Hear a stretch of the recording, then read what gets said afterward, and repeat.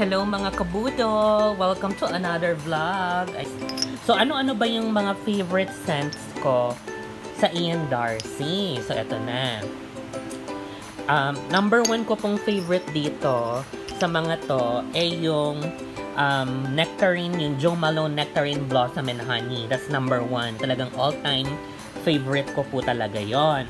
Tapos kung itatanong nyo, ano ba yung amoy ng Jo Malone Nectarine Blossom and Honey?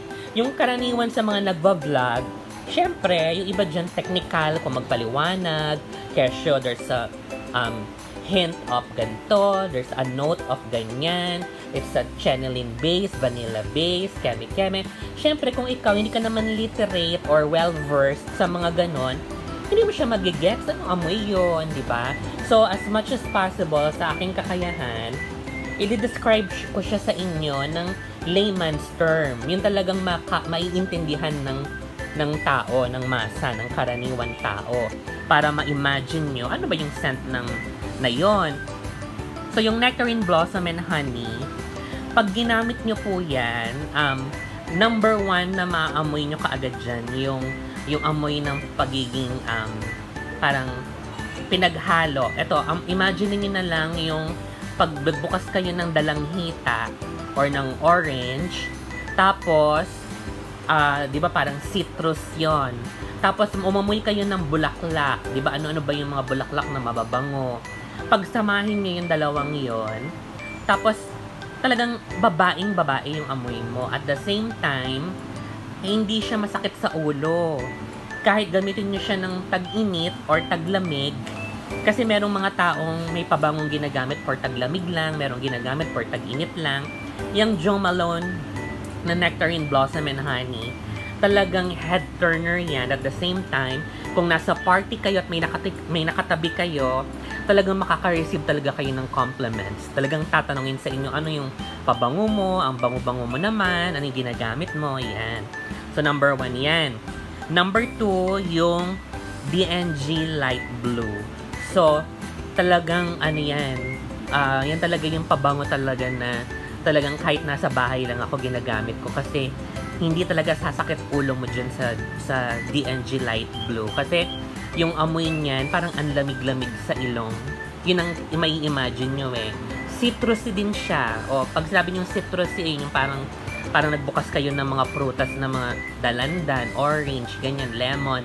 Tapos, haluan nyo siya ng parang malamig. Citrusy na malamig. Na parang pag ginamit mo siya, parang manamis-namis ng konti, na parang kumbaga, pagkatabi mo siya sa kama, ang sarap-sarap yakapin, ganon. So, kung i-imagine niyo si Jo Malone Blossom, Nectarine Blossom and Honey, feeling ko, para kang yung mga babaeng nagtatrabaho sa corporate office, mga boss, sila yung mga boss. Ito yung ginagamit ng mga boss. Na pag dumaan, may authority figure, ganon, mga besor, manager.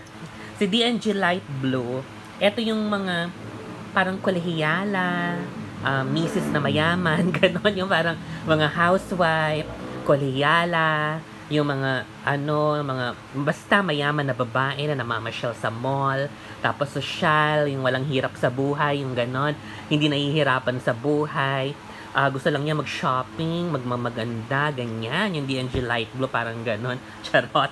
Tapos, next naman is, of course, ito, si Eclat. So, kung gusto niyo nung scent na pang buong araw, mula umaga hanggang gabi, na parang feeling mo, napakabango mo, na kahit pagpawisan ka, maamoy ka ng asawa mo, hindi mababahuan sa'yo. Tapos, pwede rin na pang-pasok sa opisina. Ito yung klase ng pabango na kahit na i-spray mo sa buong katawan mo, tapos pumasok ka sa loob ng sasakyan or sa taxi, hindi sasakit yung ulo ng makakaamoy sa'yo. Ito yon yung Eclat. Kasi parang ito yung bagong paligong babaeng mabango. Ito yon.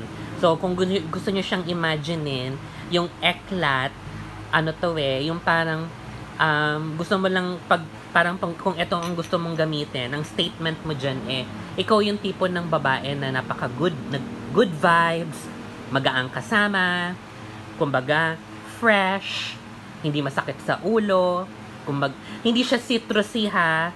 Kung inatanongin niyo kung citrusy ba yan or vanilla or what, more on ano to, malapit-lapit sa bulaklak na hinaluan ng vanilla, na hinaluan ng sabong pampaligong fresh. Ganon, yung bagong paligo. Talagang ganon siya. Okay. Next naman, sa mga favorites ko dito kay Ian Darcy, nasabi ko na yung Jo Malone, D&G Light Blue, si Eclat. Next naman is si Clinic Happy. Eto. Ayan. So, si Clinic Happy naman, yan yung classic talaga yan na scent. Na talagang pag yan ng ginamit mo, yung amoy mo, yung parang napaka-professional na babae. Ganon. So, pwede siyang lumaban, makipagtabihan kay Nectarine Blossom and Honey.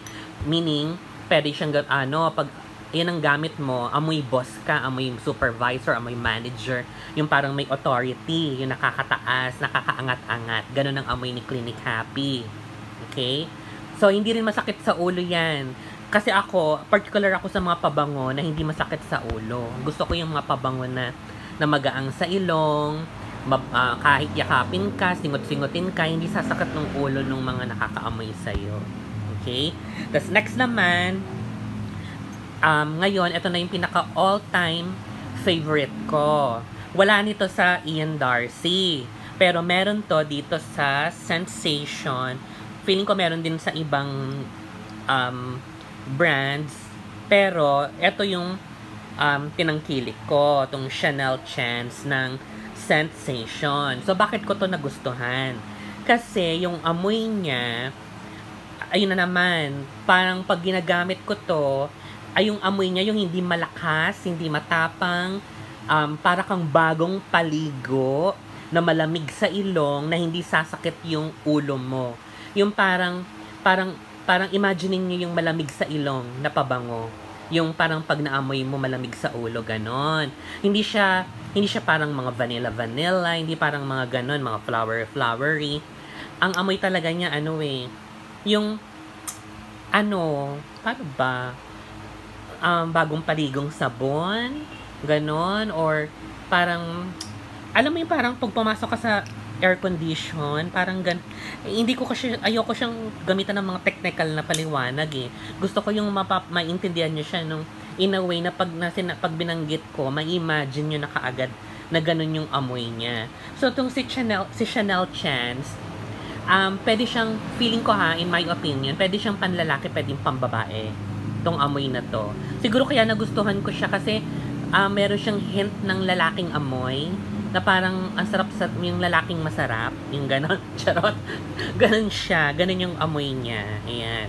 Tapos to naman si Peony ni Jo Malone, Peony and Blushed Suede.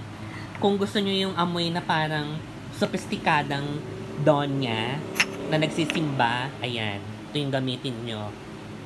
Tapos to naman si Miss Dior, Blooming Bouquet. Ito naman yung nanay na nagsha-shopping, nag-grocery, na nag-ano ng mga errands. Pero, hindi siya pang teenager, hindi rin naman siya pang matanda. Nandun siya talaga sa young professional na amoy. Ito yon, yung Miss Dior Blooming Bouquet. Yan ang amoy niya. Sophisticada, hindi naman masyadong mataas, hindi rin naman bakya, hindi pang masa, pero nandun ka sa gitna. Yun yung amoy na yan. Alright? Tapos si Ariana Grande Cloud, ito naman po, yung amoy nito, yung yung pang-party. Ito pala yung amoy na pag ito yung ginamit mo sa party, talagang lilingunin ka ng mga tao sa bar, sa dance floor, at talagang susundan ka. At ito yung amoy na naiiwan sa katawan ng mga katabi mo, na kahit na naghiwalay na kayo or nakauwi ka na, hindi na kayo magkasama, maaalala ka pa rin ng amoy niya. Yung ganon. So ito naman, para ma-imagine nyo kung ano yung amoy ng Ariana Grande Cloud, mas nangingibabaw dyan yung vanilla scent dyan sa Ariana Grande Cloud. Vanilla, at the same time, parang gumamit ka ng mga shaving cream ng lalaki. So, pinaghalong shaving cream ng panlalaki, tapos vanilla ng babae, tapos naging parang pambabae siyang pabango. Ganon. Ewan ko parang mapapaliwanag. Ganon yung pagkakadescribe ko sa kanya. Pero panalo to, pang party. Pero hindi siya pwedeng pang regular use na nasa bahay ka lang. Kasi medyo minsan malakas to eh. So, dapat to pang party talaga. Si ano naman, Amazing Grace, maikukumpara ko naman siya kay Eclat. So, ito yung leveling nila pareho. Kung gusto mo yung parang amoy sampagita, na fresh, bulaklak, bagong paligo, si Amazing Grace. Siya yung parang, lalo na sa mga estudyante, ito pala yung marirecommend ko, Eclat at si Amazing Grace. Kasi, syempre sa school, ayaw natin ng matatapang na pabango, lalo na pag nag-aaral, di ba? Gusto natin yung mga mild scents lang.